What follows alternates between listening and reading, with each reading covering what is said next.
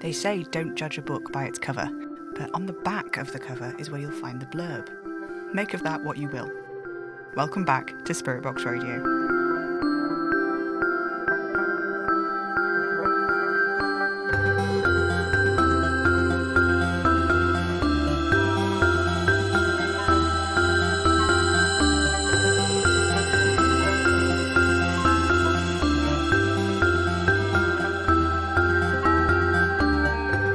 Hello, faithful listeners. I've made a new friend. Everyone, this is Kat. Kat belongs to Anna's neighbours, we think, but she's been spending a lot of time here since I moved in, haven't you, sweetness? It's nice, actually. I've been missing Revel. I'm glad he's with Oliver, because that means Oliver's not completely alone, and Revel is... well, he's Revel, isn't he? He's big. He'll look after Oliver. I thought I'd use this week to go through some of the things which have been popping up on the forums recently. So much has been happening. I feel like we've barely connected at all. I'm sorry about that, faithful listeners. That's what the show is supposed to be about, after all. It might not be the advice and community segment anymore, but we're still a community, aren't we? And I need to do better at checking in with you and looking out for you, I think. Especially after last week's, revelations, shall we say? Host of Spirit Box Radio. Firstly, a few forum users took it upon themselves to do a sort of survey of the forums after the broadcast last week. They wanted to find out if anyone else who uses the forums is, dead. It did turn up some pretty interesting findings. In case you've not had a chance to look at the post, I'll read it now, just so you're in the loop. Hi folks, regarding what's been going on the actual show recently, I thought it would be a good idea to use some of the new site features. Yes, we'll get to that shortly. And we'll see where we stand in regard to how people here identify, how long you've been using the forums and stuff like that. Looking at the intros page, it seems like there was a big influx of new folks a few weeks ago, around about time when host Sam resurrected Kitty. But I know some folks like lurking and that's fine, so maybe we just had an influx of extroverted newbies or something. A lot of new features have cropped up recently too. The auto-tagging thing is really good and actually super helpful, as it seems that more people are getting their asks answered, even though Sam isn't having a lot of time to do that on air at the moment. Some of you, those of you who are like ghosts, if I recall correctly, have access to the back end of the forum, so I'm also curious to know if those changes show up on your end. I'll be using the new poll feature to get everyone's responses, and because you can only include one poll per post, I'll be posting the questions as new posts to replying to this one so nothing gets lost. Should take about 10 minutes max to complete if you want to take part. Feel free to post other intros with links to this original post. Thank you so much, Bella. Kiss kiss. About 30% of users, which is, oh gods, that's about 17,000 of you. My gods. Oh, that's so many. Well, 30% of you have managed to fill out the little form, and so far that looks like there's about a 60-40 living to non-living ratio, which is... well, it's concerning that there seems to be a fair few of you who didn't realise that you were in fact ghosts until you filled out the form, but there we are. How were you supposed to know, I suppose? There doesn't seem to be much in common to the ghosts. They joined at different times, died in different ways, and they're from all over the world.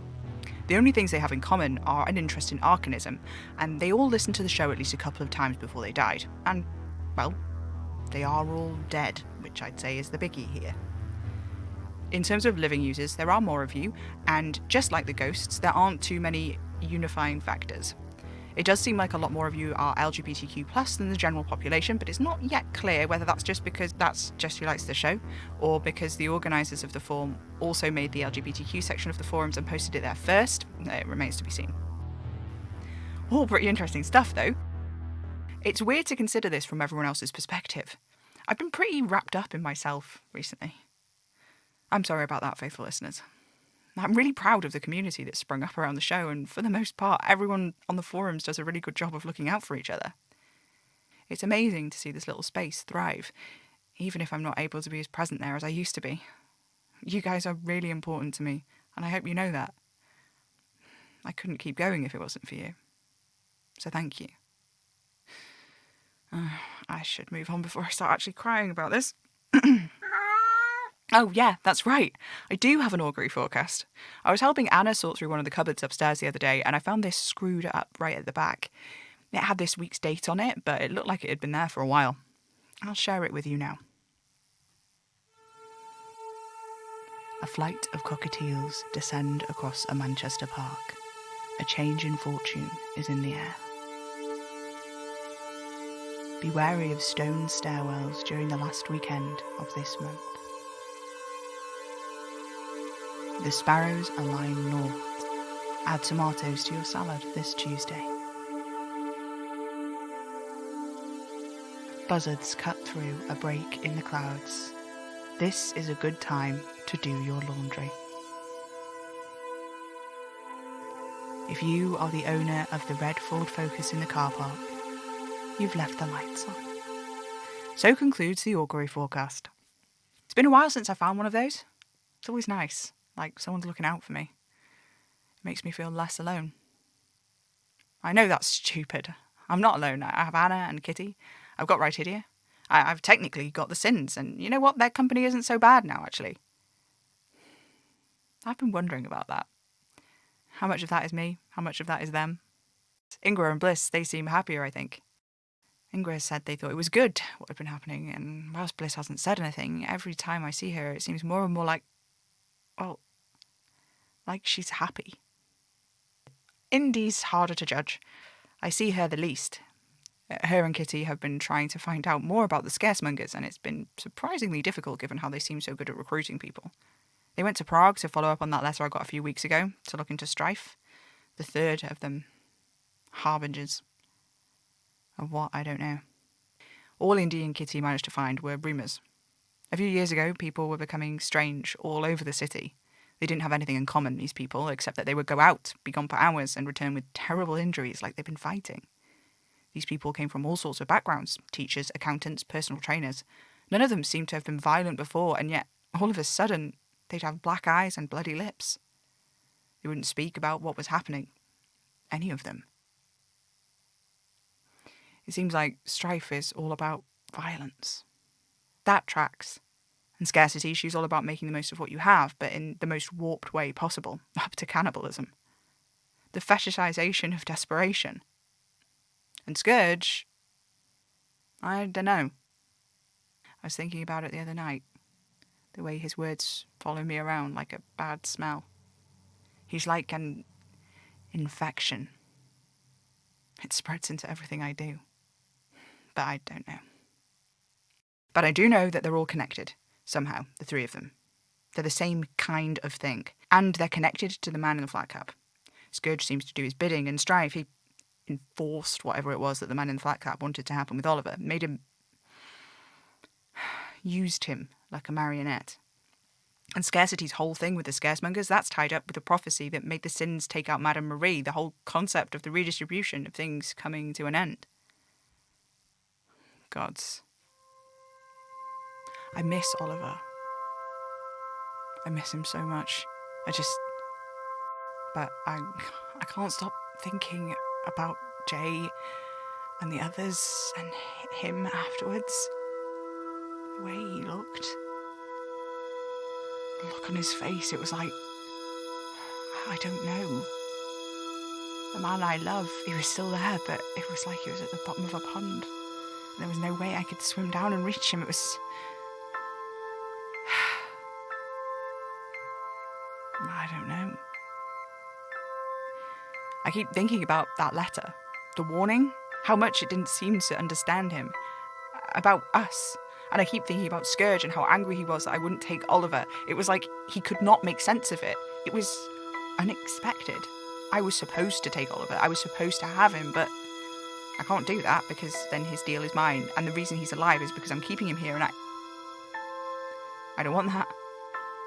Whatever else they think they know about me, about him, they didn't account for that. For me not wanting to do that. Which makes me wonder what they think I'm like. And how else I might take them by surprise. But mostly it makes me think about Oliver. It's bad enough for me, and I've got Kitty and the Sins and Anna. And he's just alone there with Revel in his shop. He can't even work. The place is boarded up. The Sins did it for us. Nobody can cross the threshold, so there's no point in leaving it as it was. It looked so much like that time. Way back when this was all starting. The first time Oliver heard Scourge on the phone, he just packed up and left. I wonder if that was what Scourge had intended on happening. I wonder when on the schedule I was supposed to make Oliver mine. That time when Scourge and I were speaking, it must have been too soon because Scourge shut down our conversation and just, yeah. So sometime after that, and before what happened with the synths. It's funny though, because there was that day ages ago. I can't remember what was happening exactly. I'd spoken to Rytidia, I think, and everything kind of stopped for a moment, and everything was extremely weird, and I saw this pale horse, and I heard a voice that said, "Take him." Only it wasn't the man in the flat cap, it wasn't Scourge, it wasn't anyone else. The voice I heard was... well, it sounded like me. And that's happened before, with the crystal ball. A voice just like my own, but off slightly, calling back to me. But somehow knowing more than I do right now. It's... But I know I won't take Oliver. He's much too important to me for that. So there, take that, you freaky harbingers with all your creepy little messages. Take that, man in the flat cap. You're just going to have to deal with it. Ha! Weren't expecting that, were you? No. No. I'm fine, dear, sorry. What do you mean it might not be that straightforward? No, I didn't intend on making Revel and the others into Major Arcana, but what does that have to do with Oliver? I sure hope I'm different to the man in the flat cap, yeah, but I still... Oh. Oh, I see. Like with Beth and the others, it's about the vibes. You did just show up and start helping out. I appreciate it. You... what? You got hit by a car. And you were fine. Yeah, I'm sure it did hurt. I'm so sorry that happened to you. You think it has something to do with me? It happened the day I moved in here. I mean, maybe it's a Okay, geez, it's not a coincidence. I get it. Great. Well, does that mean you're one of mine too, then? Sort of. How can you sort of be a Major Arcana? Ask Kitty, what you... Hey, come back. Where are you going? And she's gone. Great. Cats. Can't live with them. Can't live without them. Ask Kitty. Ugh, I can't think about that right now. I can't. Lights. Thanks, guys. Huh. What's this on the counter? It's a box, some cookies, and a bottle of water. There's a note. Sam, make sure you eat these and drink the whole bottle of water before you go to bed. I will check in the morning, and if you haven't, I will rehydrate your raisiny corpse just to kill you. Love you. Happy broadcasting, Anna. I don't deserve this. Not even a little bit. Oh. There you are.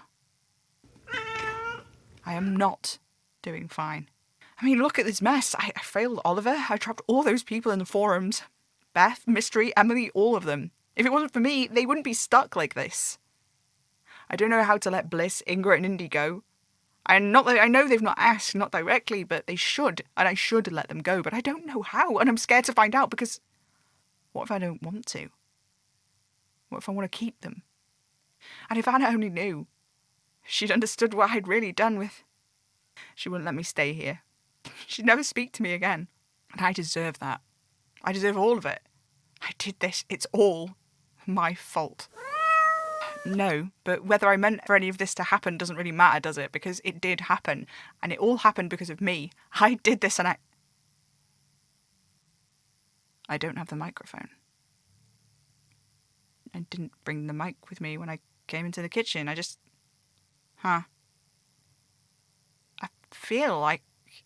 I'm pretty sure I'm still broadcasting, though. What an odd sensation. Let's go and see. Faithful listeners, you can still hear me, can't you? Oh, Hey, Coven Babe 666, you can hear me too. That's good. Well, it's weird. It is what it is. But that's good, I guess. And Carl. And, so that's pretty conclusive, isn't it? I can broadcast the show without the mic. Huh. How bizarre, I guess. Yeah, we'll run with that. Bizarre works fine, doesn't it? I'm glad you agree. Oh, thanks, Coven Babe. My voice is a lot deeper now, isn't it? That's one good thing that's happened recently. It's really cool, isn't it? I never really thought about it before. My voice was just my voice, but now when I hear it back, it really sounds like I expect it to. I keep forgetting anything is different because it just feels so right. It's wonderful. Oh, Emily is typing. She says, why don't I try looking at the arcane directly and see what's going on with how I'm broadcasting? Well, Emily, I'm not very good at... Coven Babe 666 says they're so happy about my voice, but I should stop being such a bonehead about the magic stuff and actually try to do it properly. Well, how would you suggest I go about that? Breathe, relax, and focus. What is this, a meditation retreat? Fine, I'm sorry. All right. I'll give it a go. But I'm not making any promises. Relax and focus. It's not working. No, Coven Babe, I am not giving up too fast. Carl, how can you be agreeing with them? I thought you guys hated each other. You're always arguing and... Carl says Coven Babe's an idiot, but they're right about this. Oh, and Emily agrees. Mystery too. But fine. I'll try again. Okay. I can do this. I am good at this. I can do this. Concentrate.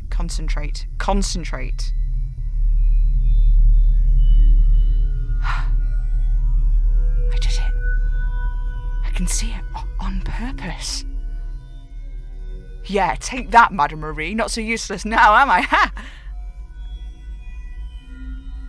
Huh. Weird.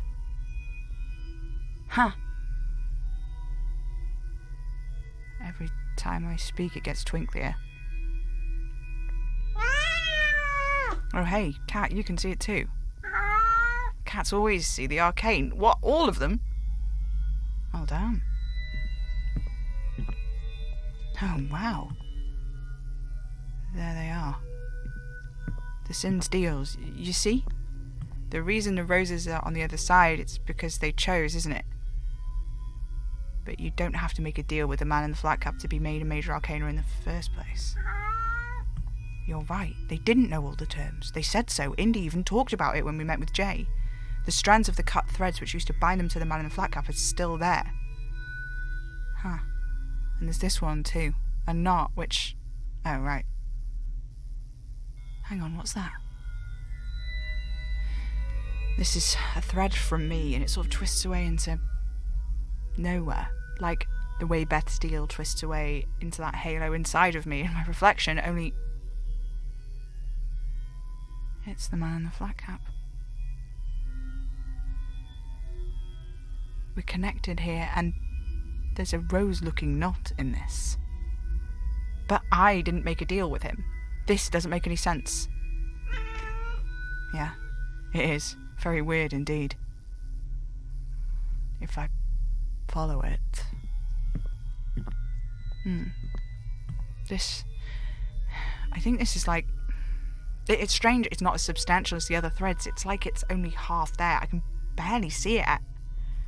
Oh. Julius said a prophecy can help us see beyond the present moment. That's what this is. Maybe. It branches off just beyond this knot, tying me to the man in the flat cap. It's like a spider's web of possibilities, but they're all interconnected. This could go so many ways, but in the end it looks like... It looks like they all end up in the same place, whatever happens in between. Looks like Oliver was right. Some things are inevitable. All of these threads, they come from decisions made so long ago. And they're all connected, but they all come back to this one pointer. That's it. The redistribution. Becoming one with the one. The threads are all here, but there, this, right here. That's where they all twist into place. 8 weeks from now. Yeah. 8 weeks thereabout. Fancy that. Okay, faithful listeners. I think that's quite enough adventures for one day, don't you think? I'll speak to you next week. Until then, be kind to yourselves, okay? We need each other. It's a dark time out there. Good night.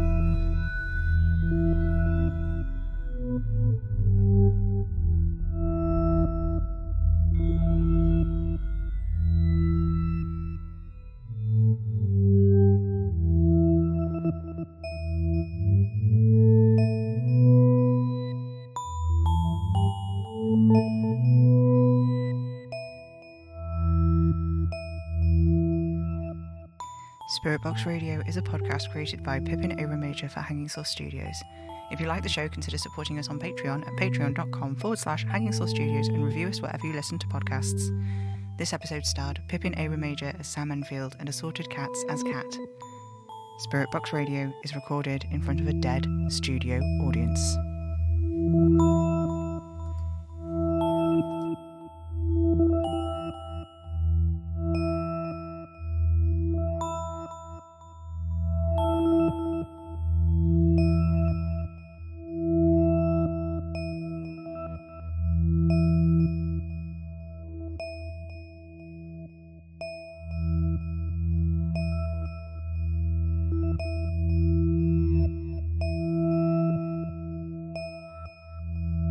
Tune in, get spooky.